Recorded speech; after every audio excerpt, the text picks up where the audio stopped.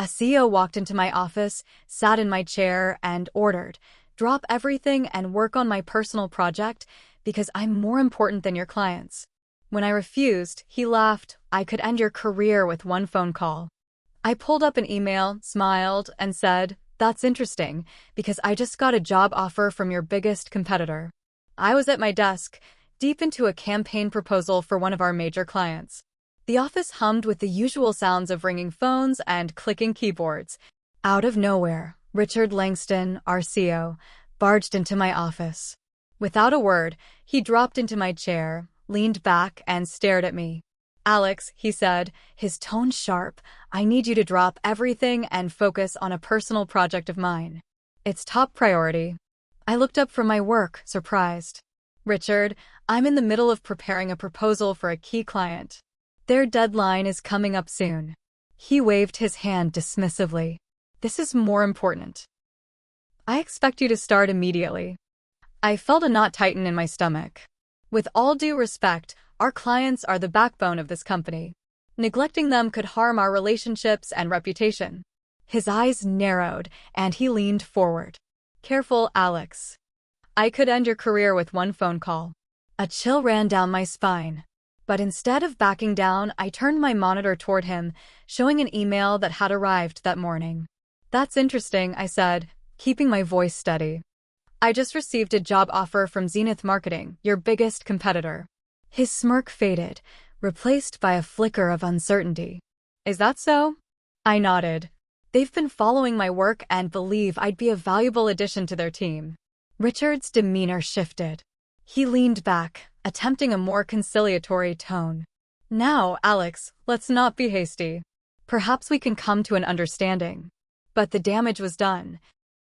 I realized then that I couldn't continue under a leader who valued personal gain over the company's well-being. Over the next few weeks, I negotiated terms with Zenith Marketing and submitted my resignation to Harper & Company. Leaving behind colleagues and clients I'd grown close to was tough, but the promise of a more respectful work environment was too good to pass up. At Zenith, I found a culture that valued collaboration and integrity. My departure from Harper & Company sent ripples through the industry, prompting many to question Richard's leadership style.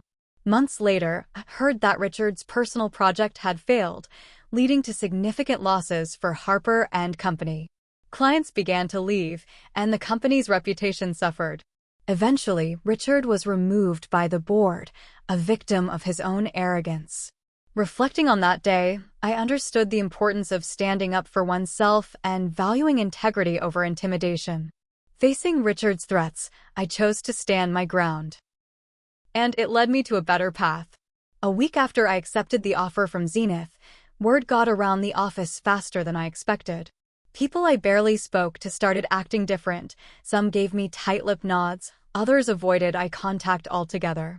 My boss, Claire, who'd always been supportive, asked me to meet her in a conference room. She closed the door and didn't waste time. "Is it true?" she asked, arms folded, eyes tired. "Yeah. I'm leaving," I said. "Zenith?" she asked. I nodded. Claire sighed, sat down, and lowered her voice. "You blindsided us. And you gave your 2 weeks after the client handoff was already started." Richard's pissed. "He's calling this sabotage." I didn't say anything at first. I could feel the weight behind her words. "You know what he did." "I was told to abandon my clients and handle his personal project." She nodded slowly. "I know. But Alex, you don't get it. He's making noise upstairs." "Legal noise." "About what?" "They're talking about breach of contract, NDA violations, retaliation. He's trying to make it look like you poached clients before leaving." That was absurd. I never contacted a client outside of work. I never even mentioned my plans to anyone but HR. Then she dropped a bomb. "He's digging, Alex. He hired a private investigator." I froze. I looked at her, trying to figure out if she was exaggerating. But Claire wasn't the dramatic type. She looked worried. "Genuinely. Why would he go that far?" I asked. "You embarrassed him. In front of people. You turned him down. Now you're walking into the arms of a competitor. You made him look powerless. He won't let it go." I left that room with a cold weight in my chest. The next few days fell off. Random calendar invites started showing up. IT asked to inspect my computer. I caught one of the junior analysts, Derek, snooping through a shared folder I knew I hadn't given him access to. When I confronted him, he stuttered and walked away without answering. The HR director, Melissa, suddenly requested an exit interview with not just her, but a representative from legal. That wasn't normal. That wasn't protocol. They were trying to trap me. The final straw came 2 days before my last. I got a call at 8 p.m. from an unknown number. I almost didn't answer. "This is Ron Barnes from Zenith," the voice said. "We need to talk." I sat up straight. "Is something wrong?" He cleared his throat. "We've received a formal complaint. Allegations that you misappropriated proprietary data from Harper & Company. The board is freezing your onboarding until this is cleared." My stomach dropped. "They're lying," I said. "I believe you," Ron replied, "but we're still a business. We need to protect ourselves. Get a lawyer. Fast." I didn't sleep that night. I sat in front of my laptop, scrolling through files, emails, trying to figure out what they were using against me. Everything was clean. But they didn't need facts, they needed just enough to make me look like a liability. The next morning, I walked into Richard's office. I didn't knock. He looked up, unfazed. "Alex, you're still here. You made a fake complaint to Zenith?" He smiled, leaned back in his chair. "You should have done what I asked.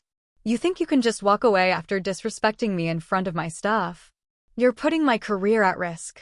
You did that the moment you opened that email in my office. You don't walk into my building and threaten me." I stood there seething. "This is your version of a warning?" "No," he said coldly.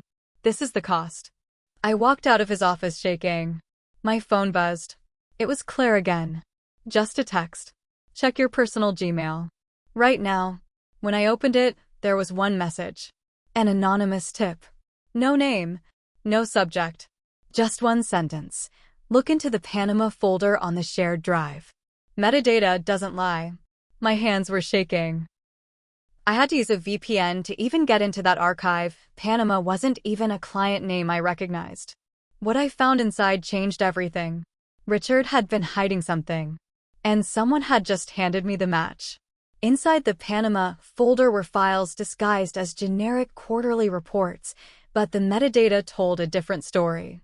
Several of the documents were edited by Richard under an alias, Arling_exec, and the content had nothing to do with marketing. They were invoices.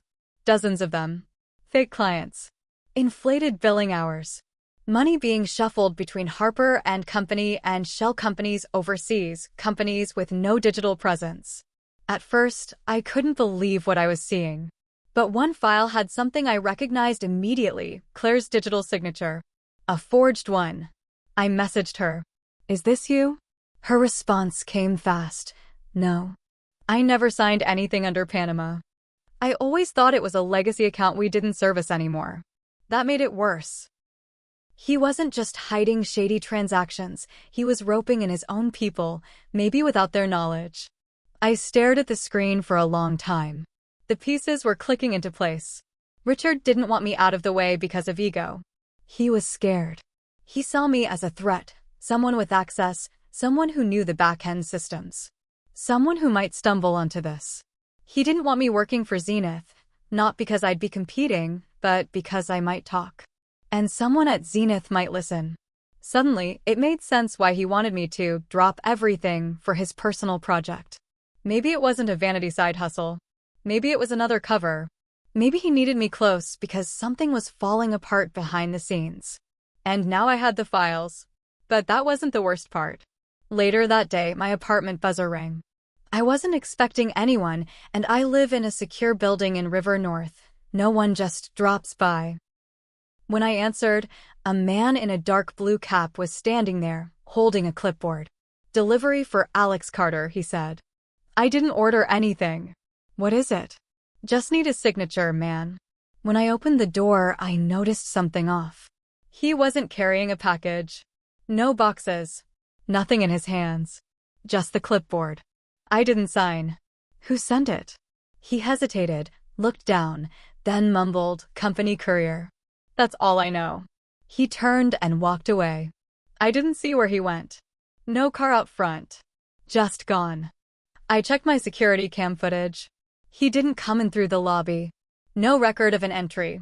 The front desk had no idea who he was. I felt sick. The next morning, my laptop was acting strange. Files were opening on their own. I ran a diagnostic. Remote access was triggered at 3 a.m. I'd been hacked.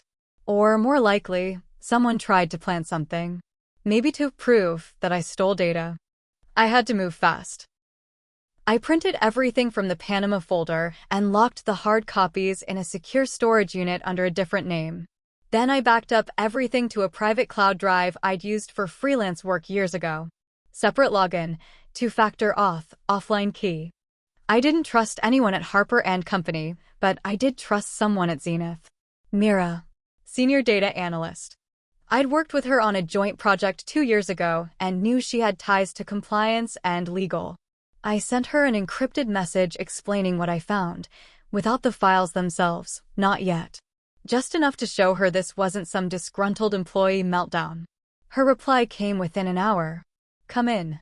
Quietly. We're going to get ahead of this. Don't talk to anyone else. And don't go home tonight."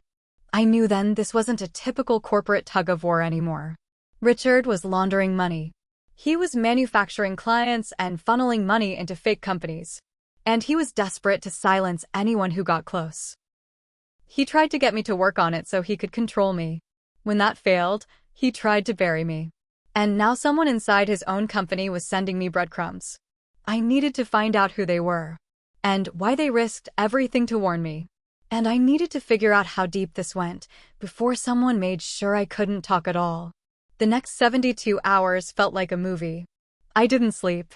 I barely ate. I moved between hotels, borrowed a friend's car, and used burner phones to contact Mira and the compliance team at Zenith. Mira set up a secure meeting with their internal counsel, and I handed them a full printed report, along with the metadata showing Richard's name tied to the fake client files. They didn't say much.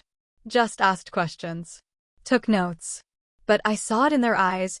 They knew this wasn't just workplace drama. It was fraud. Big fraud.